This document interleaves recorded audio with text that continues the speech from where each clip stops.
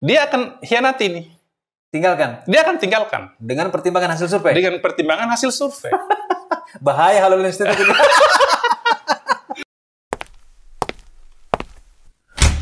Selamat datang. Kita buka masker dulu nih. Ini akibat dampak dari COVID-19 ini. Jadi kita harus menyesuaikan segala hal, masker, jabat tangan, dan macam-macam. Siap. Sesuai instruksi pemerintah. Harus kita patuh ya. Ketua ini terbang terus. Kemarin dari mana? Dari Jayapura. Jayapura. Dalam rangka? Di sana kemarin kita ada bedah buku terkait dengan kajian evaluatif penanganan pelanggaran pilkada di tahun 2020 ya. Ya. Karena kita lihat ada beberapa catatan, dan yang paling tinggi pelanggaran pidana itu terjadi di Provinsi Jayapura. Pidana. Sampai ada diskualifikasi atau kurungan atau dampak hukuman? Kurungan ada. Terhadap calon? Terhadap apalagi namanya subjek hukumnya pelanggaran, ada tim kampanye. Oh, tim kampanye. Ya. Berimbas kepada calonnya atau berhenti di ada rekomendasi Bawaslu yang kemudian misalnya seperti di Yaulimo itu sampai saat ini pilkadanya belum selesai karena putusan MK juga dia harus menunggu putusan MK diulang. Dia diulang lagi. Berarti masih PSU ya? PSU jilid 2. Tapi tinggal satu daerah sepertinya. Tinggal satu di Papua. Masalahnya ini bebannya jadi berat. Siap. 24 provinsi dan kayak pembangunan belum terlalu merata ya, sehingga apalagi edukasi politik terhadap masyarakat belum terlalu bagus. Dari tantangan tersendiri kan untuk masyarakat ini memang. Sudah 2 periode menjabat menjadi Bawaslu. 2 periode di provinsi, kemudian pernah 1 periode di Bawaslu Wakatobi. 1 periode di Bawaslu Wakatobi, 2 periode provinsi. Panjang sekali catatan perjalanan. Pengalamannya saya kira cukup banyak ya. Di samping apalagi kita belajar tentang regulasi, tapi juga pengalaman dari apa yang kita lakukan, kita awasi, kita tangani kasus-kasusnya juga sudah cukup banyak lah. Tapi latar belakang pendidikan ini S1? Saya S1 sarjana pendidikan bahasa Inggris, kemudian S2 di ilmu budaya di UGM, S3-nya di Fakultas Sastra Udayana Bali. Tapi materi-materi dan jurusannya jauh dari pilkada, atau ada bersinggungannya? Kecuali yang disertasi, itu tentang kepemimpinan di Kesultanan Buton. Jadi politik kekuasaan yang terjadi di Kesultanan Buton pada saat Sultan memimpin saat itu yang menjadi bagian yang saya kaji. Tetapi saya kira bicara masalah pengawasan pemilu, kita tidak mesti harus berlatar belakang ilmu hukum atau ilmu politik. Tetapi kita di budaya, saya banyak mengkaji persoalan budaya, itu juga sangat penting menurut saya. Karena bicara politik ini juga harus ada keterkaitan dengan persoalan budaya. Ada dimensi yang lain. Dimensi budaya perlu menjadi pertimbangan tersendiri.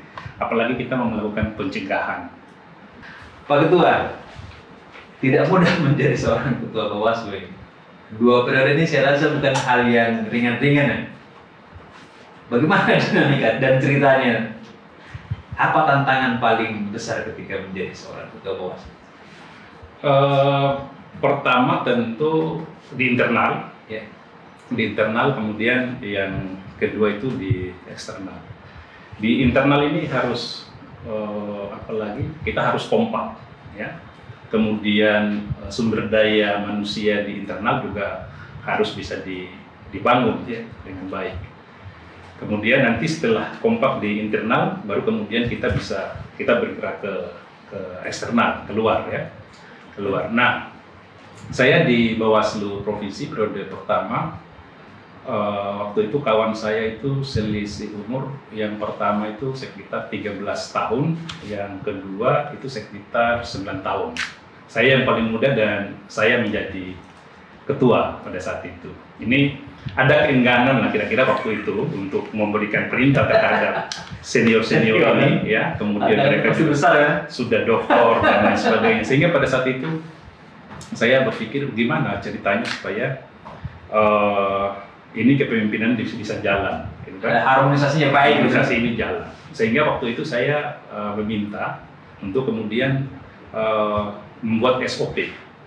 Jadi saya buatkan SOP, kebijakan lembaga harus bagaimana, tindakan masing-masing komisioner ini seperti apa. Nah, di SOP inilah kemudian kita putuskan, kalau disepakati, baru kemudian ini yang kita jalankan oleh lembaga. Sehingga tidak ada keenggangan bagi saya untuk kemudian, kita harus begini, karena ini sudah menjadi perintah lembaga yang disepakati bersama, yang sudah disepakati bersama. Memimpin para senior ini. Memimpin para senior. Artinya kan kadang-kadang kita kalau sebagai junior kita ada keengganan, betul. Kadang-kadang kita orang timur malu hati lah, betul, tidak enakan. Tapi SOP membantu untuk menjalankan itu. Untuk menjalankan, dan dia sangat membantu karena masing-masing orang dia tidak merasa lagi bahwa juniornya yang perintah, tetapi ini lembaga yang perintah kita. Oke.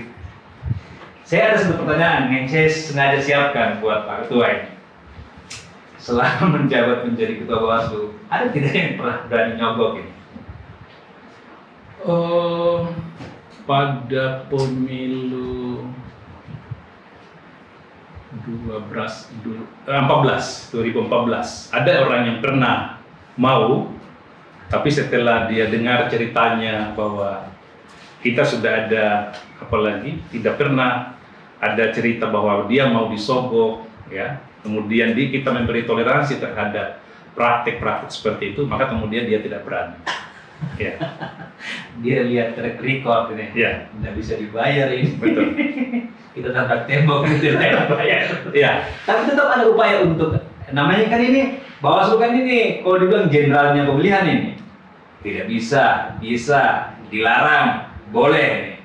Ada tetap upaya-upaya seperti itu oleh para kontestan, khususnya para kepala daerah. Yang ada itu sebenarnya kalau saya lihat ya, bukan di kepala daerah, tetapi di DPR.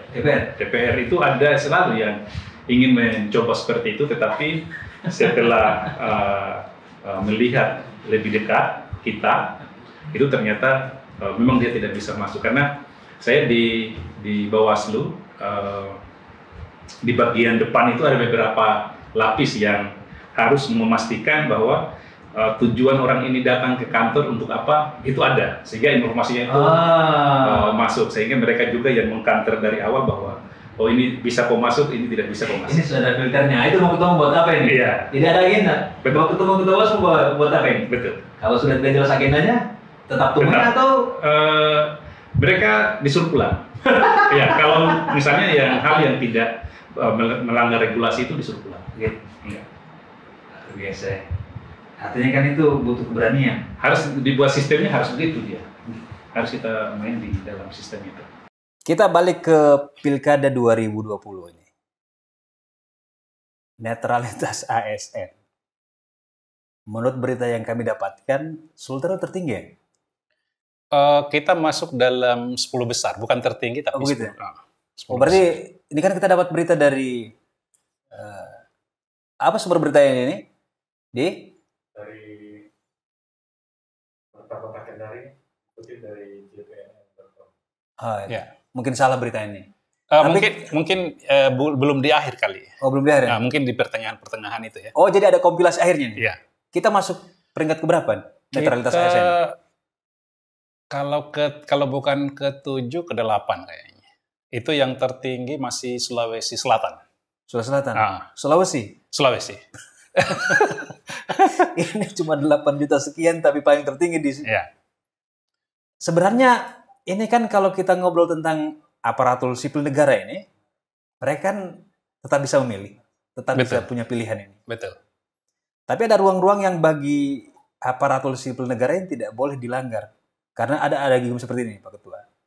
Ini Bawaslu kalau ke aparatur sipil negara nih kita lagi saya yang disemprit ini.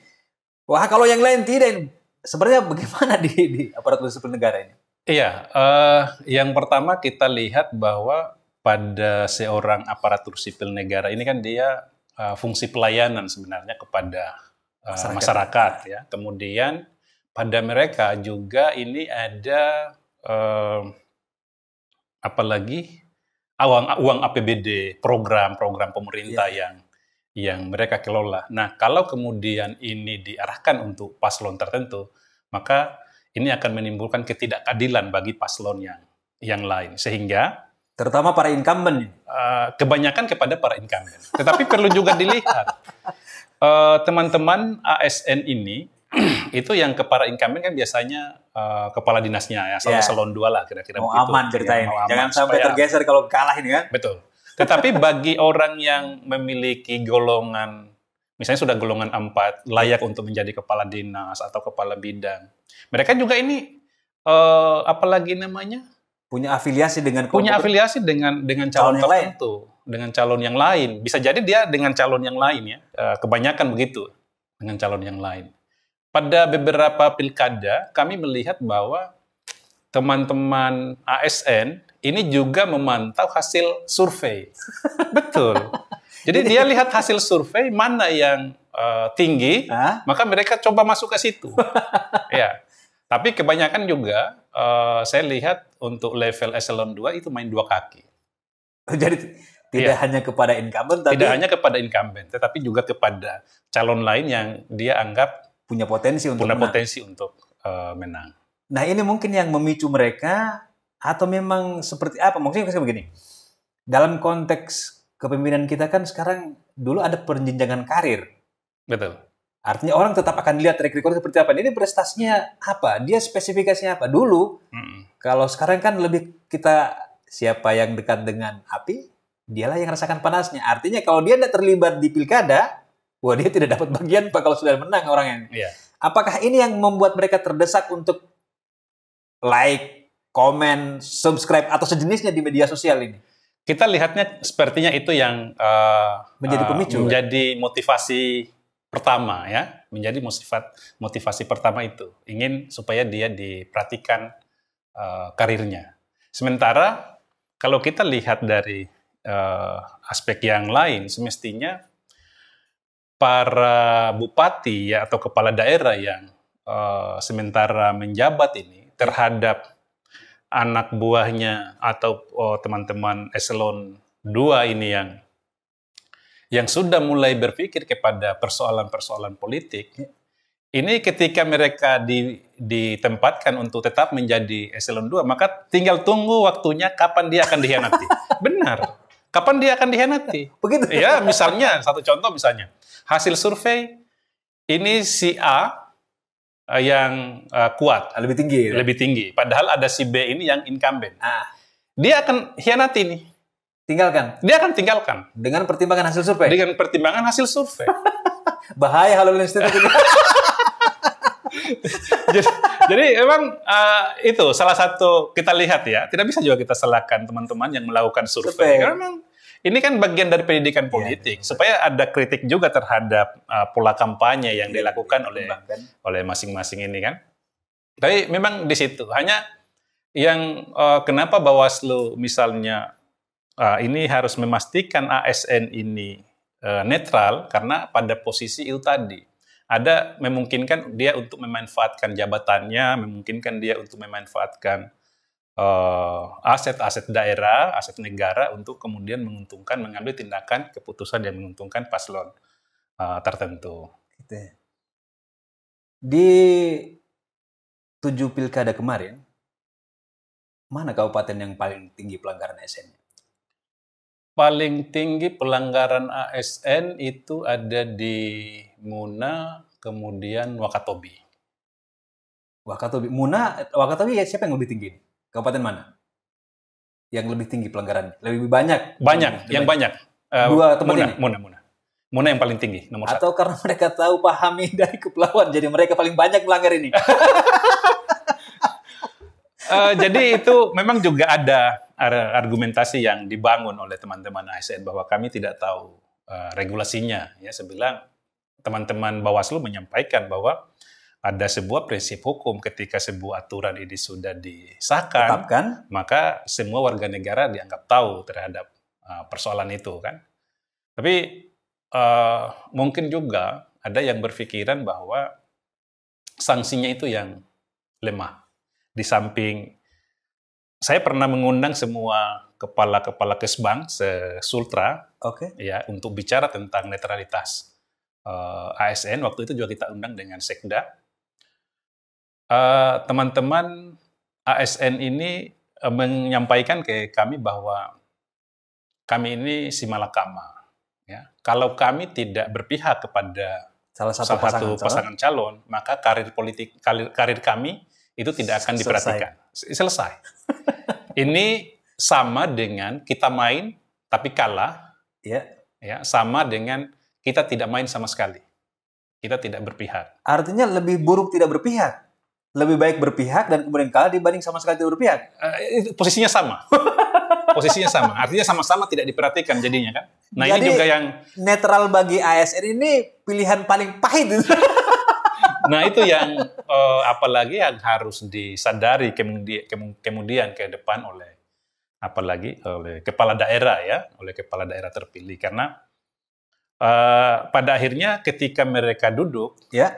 maka yang ada di dalam otak mereka bukan bagaimana memberikan pelayanan terbaik sebagai ASN, sebagai pemerintah yang harus melayani masyarakatnya, tetapi selalu larinya kepada persoalan politik. Karena Balas budi. balas budi.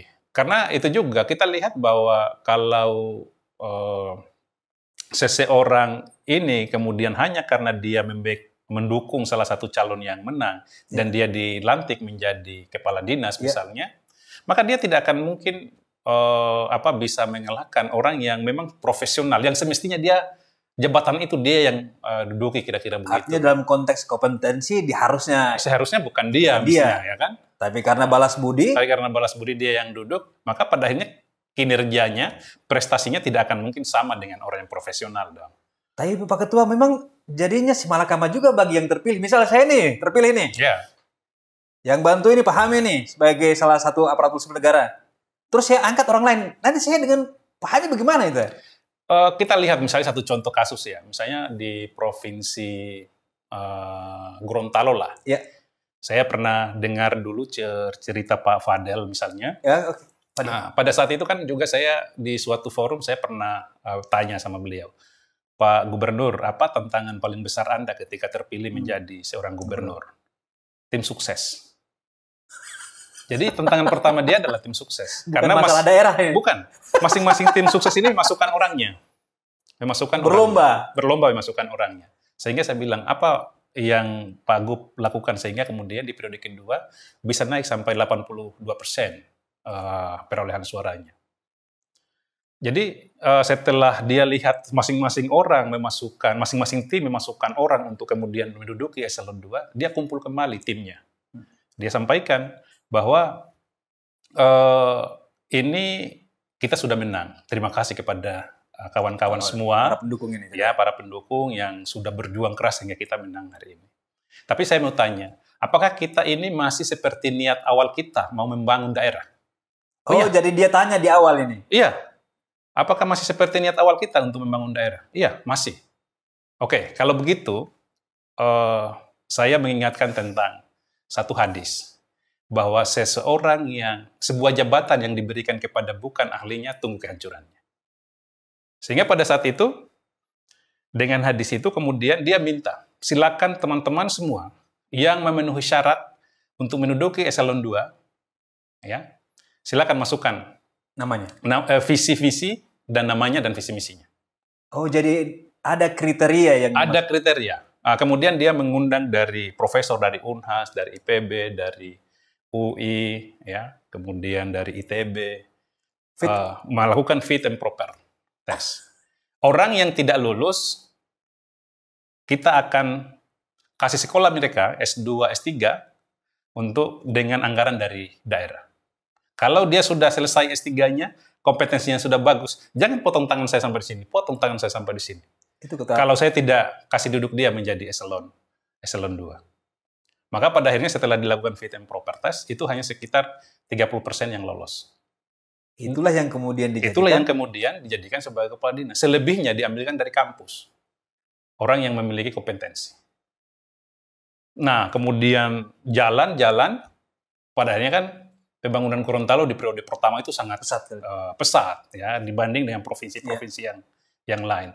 Dan di periode kedua, Pak Fadel waktu itu dia sampai 82%. Artinya semestinya kepala daerah tidak boleh ragu terhadap keputusan untuk mengambil orang yang cerdas, yang profesional untuk menjadi apalagi membantu dia. Tetapi harus terkomunikasi dengan timnya. Nah itu. Sehingga kalau dengan begitu menurut saya prestasi, kan ini masyarakat juga menilai, ini masih layak untuk dipilih periode kedua atau tidak, kalau prestasinya bagus. Artinya, kita lihat dulu rekornya, apa yang bisa dikasih ini. Betul. Artinya kan memang kalau katakan sekarang, ini memilah kepentingan sebenarnya dalam kepemimpinan ini. Kepentingannya para tim setelah kita menang, atau kepentingan masyarakat. Masyarakat untuk membangun masyarakat. Jadi tantangan tersendiri di aparatur sipil negara. Betul. Tapi memang sekarang ini kan kita kan juga kalau saat ini ada yang namanya lelang jabatan. Tapi sepertinya mungkin itu formalitas atau seperti apa?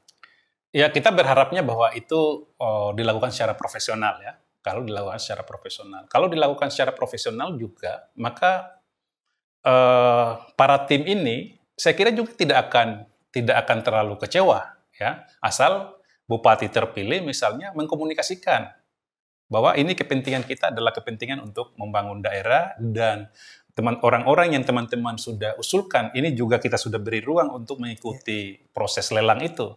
Tetapi hasilnya kan ini yang tetap saya kira juga harus diterima. Saya kira proses lelang jabatan adalah salah satu instrumen untuk mengurangi keberpihakan daripada tim sukses terhadap para ASN untuk berpihak itu. Ini kan memang agak, cuma kalau saya lihat, kalau katakan dukungannya utuh hanya karena moral, itu mungkin bisa. Tapi kalau sudah ada materi di dalamnya, itu yang agak sulit mungkin dihadapi oleh kepala daerah. Karena kan kadang-kadang ini kontribusi di pilkada kita terhadap kepala daerah ini kan dengan, kalau kita bilang, atas alasan apapun, demokrasi ini masih mahal di kita ini. Yeah. Sehingga untuk berkampanye itu kadang-kadang kan dia butuh dukungan dan support dari pihak lain. Itu dia. Nah mungkin ini juga yang mempengaruhi kualitas kepala daerah kita, itu dia.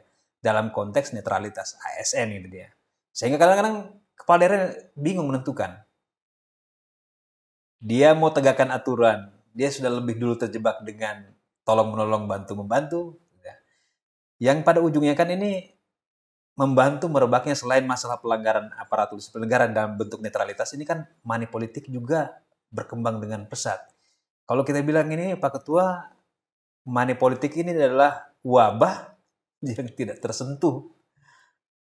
Kalau COVID kan bisa kita tahu ada virusnya dan kita bisa lakukan penanganan secara menyeluruh. Tapi money politik ini sepanjang sejarah kita menemukan kasuistik saja. Tapi tidak ada yang menjangkau atau berdampak secara kuat terhadap pasangan calon tertentu. Apa dinamika atau apa cerita atau apa kisah di balik money politik sebenarnya yang terjadi dalam amatan Pak Ketua ini? Iya, kalau saya lihat yang pertama, saya ingin menyatakan bahwa para ASN ini sebenarnya tidak memiliki kapital sebagaimana yang dibayangkan oleh orang, ya kan? Kita tahulah teman-teman ASN ini yang golongan A4 itu paling 4 jutaan gajinya. Tentu diikuti dengan gaya hidup. Sehingga tidak akan mungkin banyak membuang, kecuali dia memang memanfaatkan program pemerintah APBD yang kewenangan itu melekat sama dia, itu mungkin menjadi problem. Tapi kalau seandainya kemudian dia memanfaatkan program pemerintah, berarti tidak bisa dianggap bahwa ini adalah bantuan dari dia. Iya kan? Itu kan banyak dibungkus ini ceritanya ini. Iya. Itu tadi bahwa seorang kepala daerah terpilih memang juga dia harus bisa memilah itu. Mana yang bantuan yang sifatnya pribadi atau dia juga hanya akal-akalan juga dia, ya kan? Karena dia memanfaatkan sumber daya negara, misalnya APBD, APBD atau APBN. Nah, itu kan dia harus bisa pilih seperti itu dia modelnya. Kemudian yang berikutnya terkait dengan persoalan money politik ini, memang kita lihat sikap permisif masyarakat kita masih agak tinggi ya, agak besar tinggi. bahkan Besar. Karena kalau di survei kami yang Agustus itu, Pak Ketua, untuk sampel kecil Kota Kendari, 77,7% itu mereka menyatakan bahwa uang itu berpengaruh terhadap pilihan. Oke. Merubah pilihan, mempengaruhi pilihan. Dan 60% itu menyatakan mengetahui bahwa ada pembagian uang. Artinya ini, dalam konteks yang umum, kita menyaksikan, tapi apakah instrumen kita tidak cukup menjangkau ini, atau memang ada kelemahan dari sisi regulasi kita, Pak Ketua? Iya. Jadi kalau kita lihat ya, memang di pilkada-pilkada persoalan politik ini masih lumayan tinggi lah pengaruhnya. Nah, kalau kami lihat, memang di belakang para calon, kita lihat ada konsultan, ya. Ada konsultan yang melihat dari aspek regulasi, ada kemudian dari aspek supaya dilakukan tidak tersentuh oleh regulasi itu ada. Kita lihat. Ada juga yang kita lihat untuk kemudian tidak terdeteksi dalam konteks penyebarannya ini. Dalam konteks distribusinya. Dalam konteks distribusinya. Nah, di beberapa tempat kemarin pelaksanaan pilkada di kabupaten, saya coba di satu desa,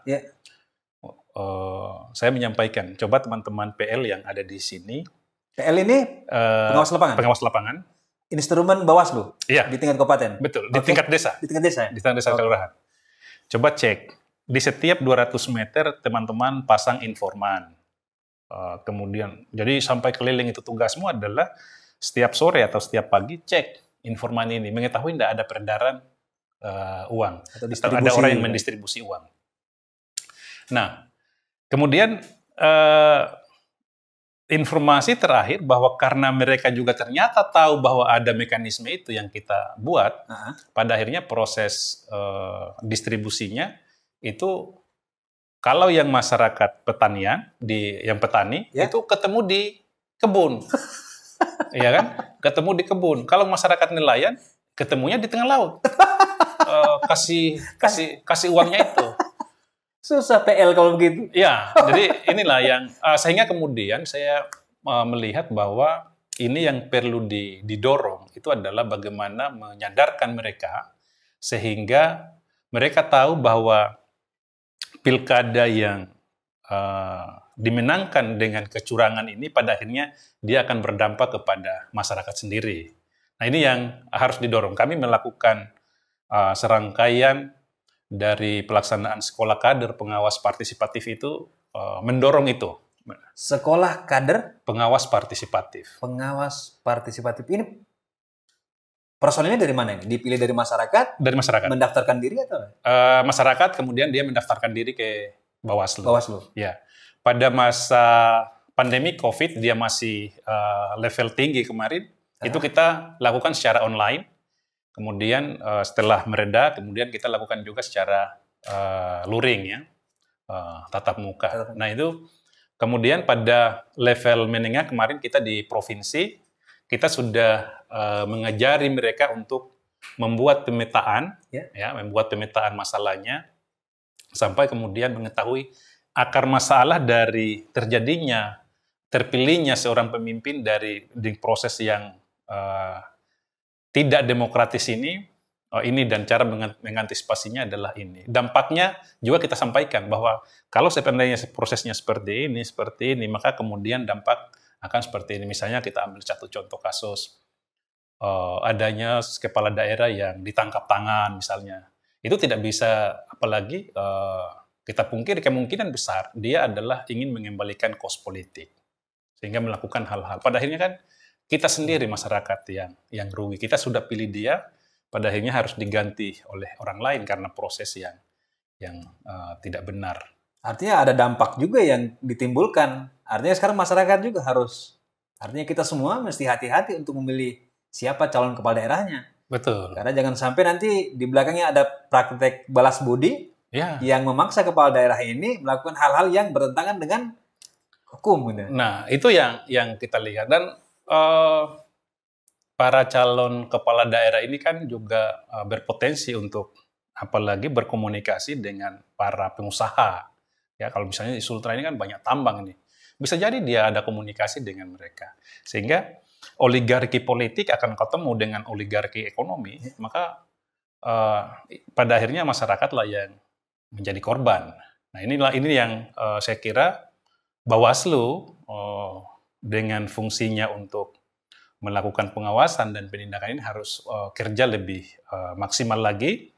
Dan karena kita selama ini menyadari bahwa personil kita terbatas, ya, kemudian ada sejumlah ruang-ruang yang kosong hukum, maka ini masyarakat harus kita libatkan. Kita harus sadarkan bahwa ketika politik uang ini masih terjadi, maka pembangunan yang dilaksanakan oleh bupati terpilih yang melakukan kecurangan itu tidak akan maksimal berpihak untuk kepentingan kita, kepentingan rakyat, kesejahteraan masyarakat. Selain ini, langkah-langkah preventif, dalam regulasi ini ada produk baru terkait masalah pencegahan politik uang ini, Pak Ketua?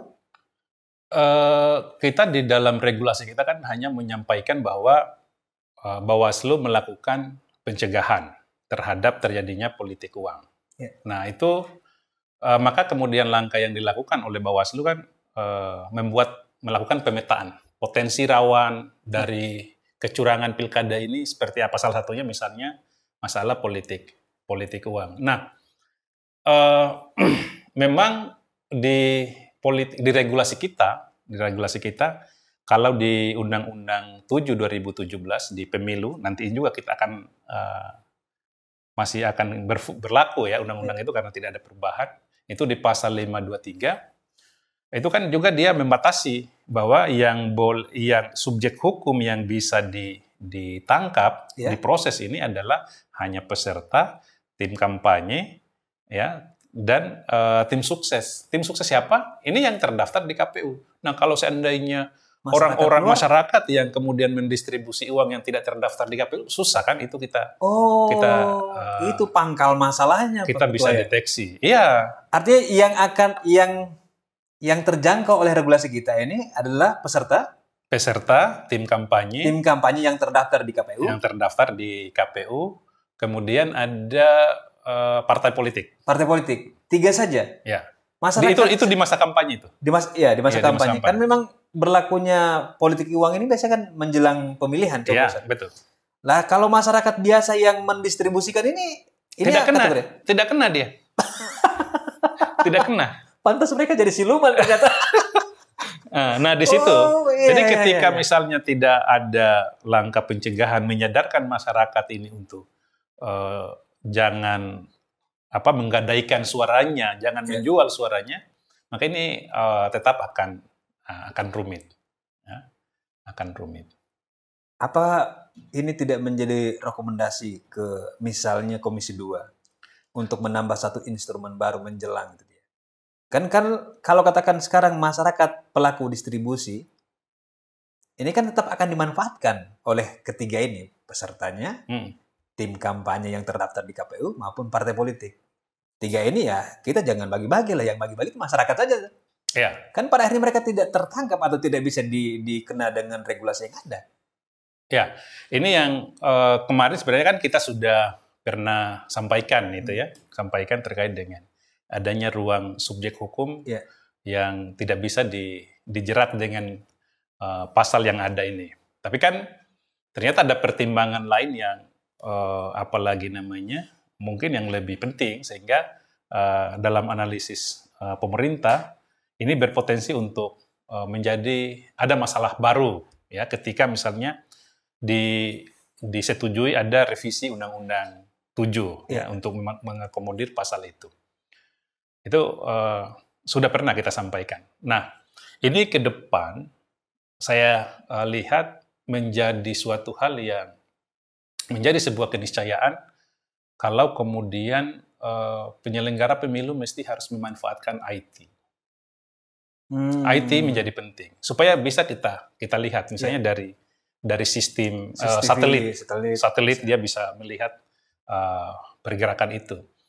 Kita berharapnya bahwa kemudian sebelum uang itu lari kepada masyarakat yang tidak terdaftar sebagai tim kampanye dari calon tertentu, itu sudah bisa kita deteksi, itu kan. Pemanfaatan IT juga ini memungkinkan untuk mendeteksi proses transfer.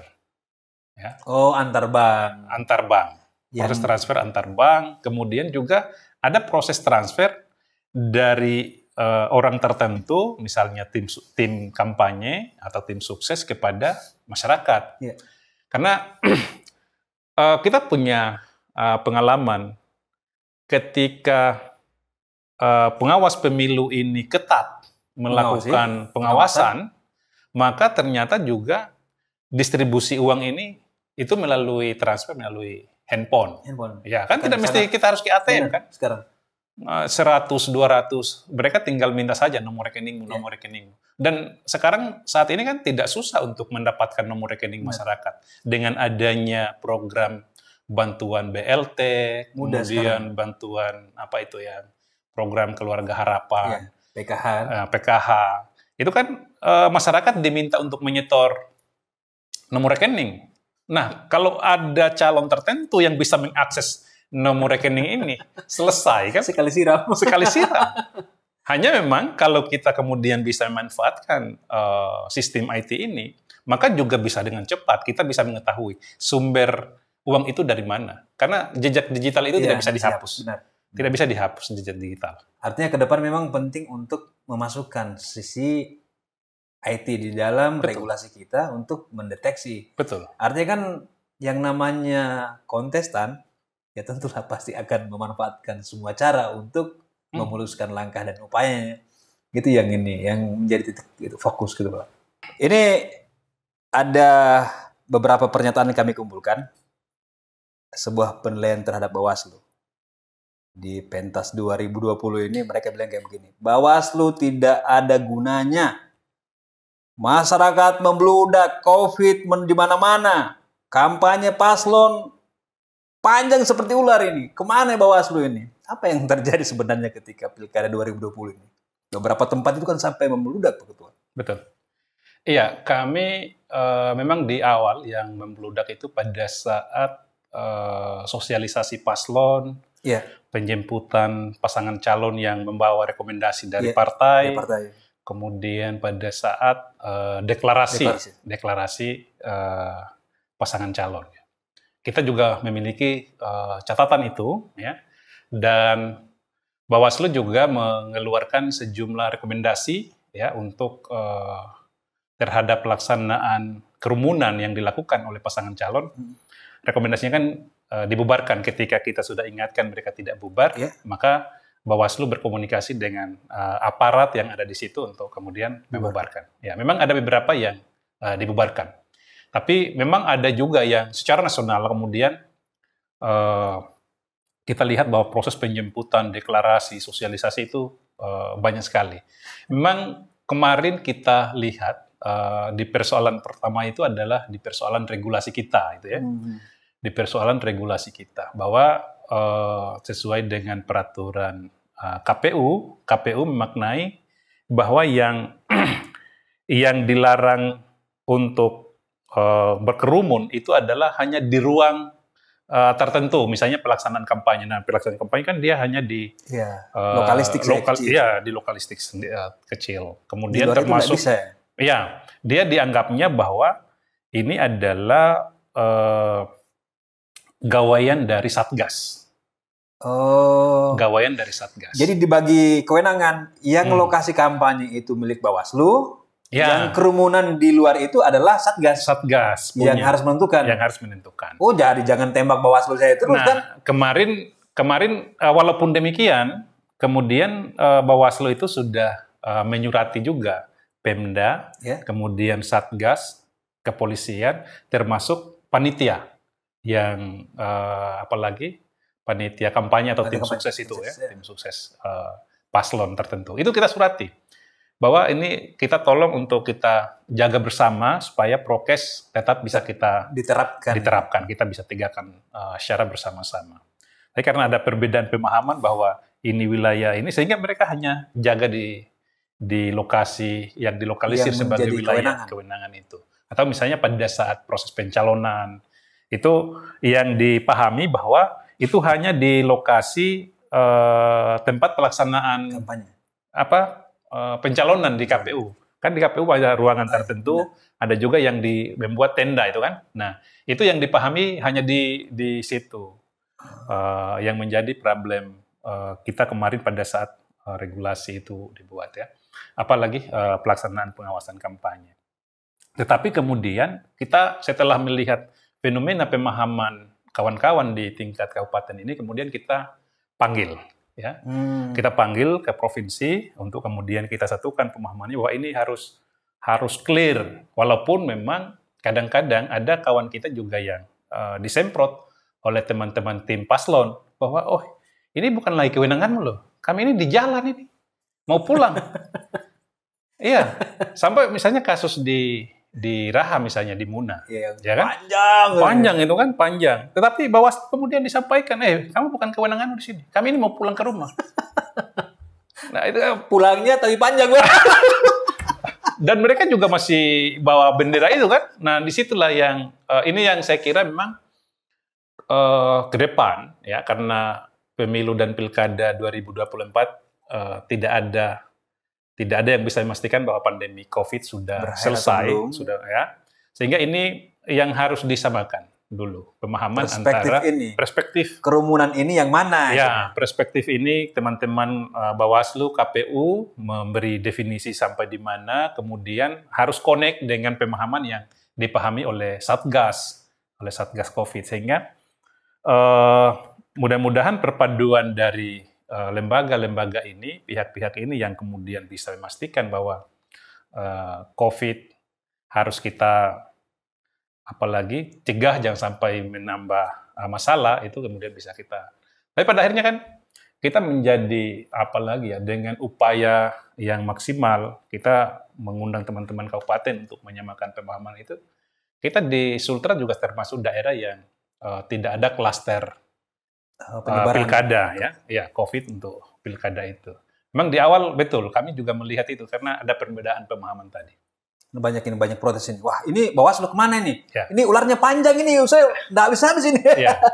Memang di situ dia anunya. Tapi kami juga mencatat ada tegurannya dari Mendagri terhadap gubernur dan 5 daerah yang lain terkait kerumunan ini. Apakah ini rekomendasi dari Bawaslu atau seperti apa? Rekomendasi kami terkait dengan apalagi pelanggaran COVID itu, itu kita berikan kepada tim kampanye masing-masing paslon, kemudian kita tembuskan kepada pihak Satgas, kepada pihak Satgas, termasuk kepada teman-teman di kepolisian. Mungkin dari Satgas inilah surat kami dari Satgas ini mungkin yang sampai ke pusat. Mendagri kemarin kan menegur gubernur.